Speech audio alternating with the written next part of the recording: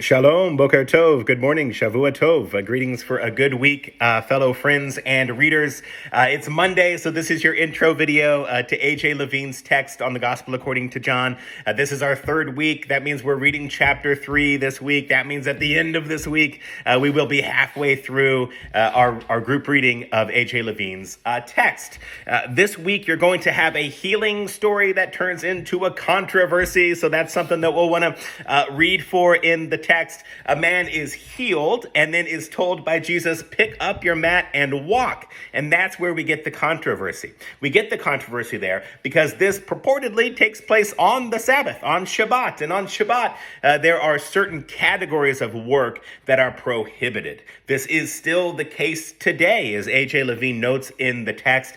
There is still prohibitions on certain types of work called malacha or melachot. These are 39 categories of work that are considered to be prohibited on Sabbath, on Shabbat. And so we want to really treat this text respectfully because this legal interpretation around how you interpret and apply the law, that was as much a conversation in the first and second centuries as it is today. So there are certain practices today that don't perfectly mirror like a one-to-one match to the first and second century. I don't want to, overplay that hand to pretend as though 21st century Jewish people are behaving exactly like first century Jewish people. I wouldn't claim that degree of kind of one-to-one correlation here, but it is the case that legal interpretation has a lot to do with what you are allowed to do, or permitted to do on Shabbat, on the Sabbath. And we see that this is a frequent point of contention among the Jesus movement people and then other competing Jewish sects in the area. So the Jews, Judaios in the Greek, meaning Judeans, but that also has an ethnic designation of those who would be practicing like the ethno-religious identifier of Judaism as we sort of misapply that term back into the past. The reason we say it's kind of anachronistic or a misapplication is because, you had a sacrificial system. You had a big temple as the gathering point for that. You really had live animal sacrifice, right? Those cultic practices had to be retooled after the temple's destruction. So modern rabbinic Judaism today in the 21st century does have a lot in common with what was happening in the first and second centuries, especially as the Pharisees are kind of the proto-rabbis in a sense. They sort of lay the groundwork toward modern rabbinic Judaism after, thousands of years of interpretation. You sort of get from the first century through the Middle Ages, especially. There's a lot of codification of some of this legal interpretive work.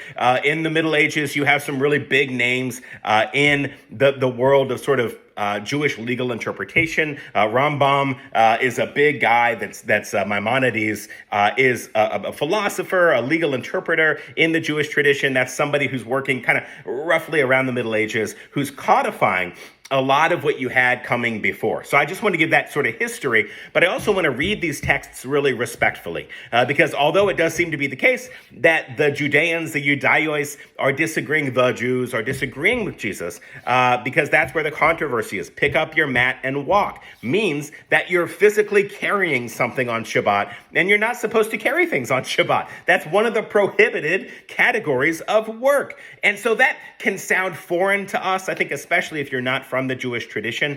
That's where you start to feel like, oh, well, this is legalistic. What's all the stuff that we get out of the Pauline tradition? Faith by works or, whatever, salvation by faith or by works, like those types of things. I think that Christians have been programmed a little bit to understand that Jesus is replacing some of this legal application. I would disagree with that. And this isn't the place in chapter 3 to get into all of those conversations, but we can get into some of the conversations. And the controversy here that comes from the healing is that Jesus is then instructing someone to do something that seems to be a violation of a rule for Shabbat. That means that we have a disagreement around legal interpretation, and that is a frequent disagreement. The Pharisees talked to Jesus and the disciples in the synoptic tradition. They're plucking grain on the Sabbath because they're hungry. That also is a prohibited category of work. Now, in that instance, Jesus says, hey, man, King David did this, and actually gives an example from the Deuteronomistic history. If you're a blog reader, this might sound a little bit familiar, but at any rate, Pharisees or the Jews or Judaizers or Judeans disagreeing with Jesus and the disciples' application of the law, especially for Shabbat, is one of those things that comes up a lot throughout the gospel accounts, throughout the Greek scriptures. And the reason for that is because you've got competing Jewish sectarian groups who are disagreeing about the proper interpretation and application of the law.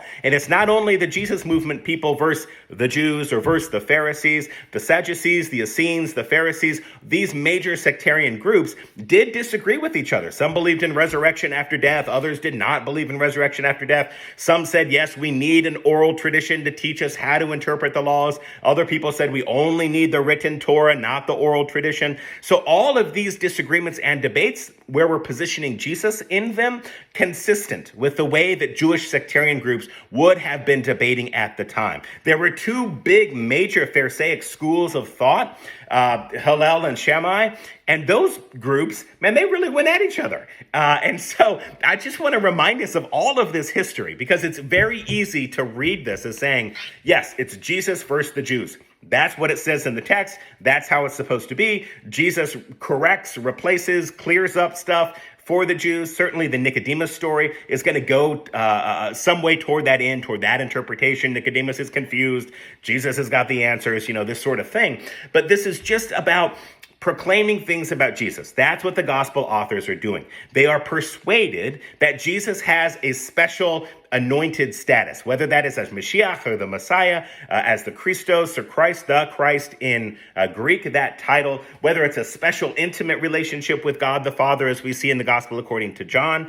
These ideas are around in Jewish thought at the time. There is the Son of Man and the Ancient of Days. That comes from Jewish apocalyptic writing. Jesus is not the first one to say, I'm the Son of Man or the Son of Humanity. In fact, that is a designator used in some of the apocalyptic literature, that the Son of Man is one who gets the authority of God. There are angels of God throughout Jewish writings, and those angels of God are given the name and the authority of God. So we just have to remind ourselves all the time that these legal interpretations, these theological discussions, these were happening in real time throughout the first and second centuries, and some before that and some after that as well. But I just say this because this gospel is written from the point of view of somebody who's proclaiming things about Jesus. And so they're going to use the Pharisees and the Jews as a foil to Jesus, because their point of view is to proclaim things about Jesus. That's their perspective. That's their point of view. If you're writing from a particular rhetorical point of view, your language is going to be to that end. So we don't want to take what we're reading here and apply it universally. We don't want to say, yes, it's Jesus versus the Jews. Rather, what we want to say is in the gospel according to John, disagreements between the Jesus movement and healing on the Sabbath goes against the reigning legal interpretation by other interlocutors or other opponents of the Jesus movement. We got to be sophisticated in the way that we treat these things.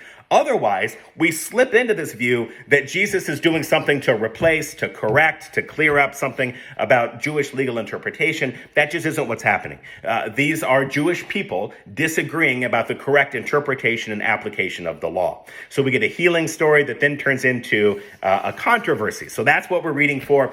I'll also just quickly identify there is a place of healing, a house of healing, a house of loving kindness, a beit chesed. Chesed is the Hebrew for loving kindness. It shows up in liturgy and prayers that you're looking for chesed, you're looking for loving kindness from the Holy One. So beit chesed, Bethseda, could have been this healing place, could have also been a mikvah, a ritual purity. That would make sense to be at the base of the Temple Mount, because before you would ascend to the Temple Mount for cultic practice, you may need to get yourself in a place of ritual purity. That has nothing to do with sin. That's just about ritual purity. But we'll get into some ableism and some sin as we read this week. I really want you to look for this language. Jesus tells this guy, now don't sin or something worse could happen to you, which certainly doesn't really cohere with the social justice-minded characterization of Jesus that we oftentimes like to hold in mind. So a lot of stuff happening in chapter 3. Have great reading. We'll have a great discussion on Wednesday. Thanks to everybody for participating. And then we'll have the Friday roundup email as we always do. Look at that. I kept it under 10 minutes. It's time for chapter 3. Have great reading this week, friends. Just have a great week generally. Peace out.